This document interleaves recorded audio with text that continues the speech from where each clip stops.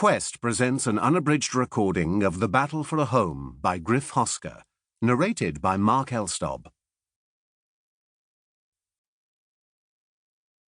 To my first grandson, Thomas Griffith Hosker, have a good life and a long life. Prologue. It had been almost half a year since we had returned from Dervlin, where we had fought for Gunstein Berserk Killer and defeated the High King of Hibernia. I had come back rich and with much honour amongst the warriors of my clan. I had thought that my life would have been better. In many ways it was. The slave I had freed, Mary, had become much closer to me and was now happy in my home. Gila, the Viking slave whom I had rescued, was growing into a fine warrior, and he cared for my herd of horses well.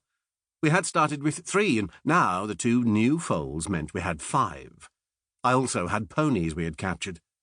My life should have been perfect, but it was not.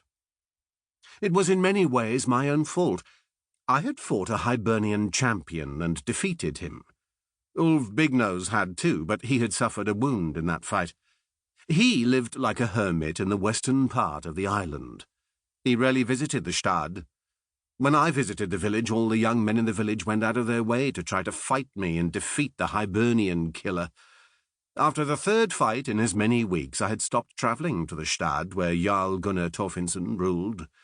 I had defeated the young men, and there had been no blood, but I knew that it would only be a matter of time. My friends and fellow warriors, Siggi White Hair, Eric One Hand, Arne Four Toes, and Rurik One Ear, had all tried to persuade me to return, but I declined. I had no need. Now that Gila had grown, he could visit to fetch more sewing for Mary and to trade for that which we needed. It was easier to stay at my home in the north and to keep conflict away. In truth, it was not difficult for me. We had the brothers, Sigurd and Skutal Einarsson, who lived with their families in the bay below my headland. They fished and called me Hersir. Their wives dried fish, and as Mary made cheese and ale, we had food aplenty. There was much game for us. Gila and I would hunt together.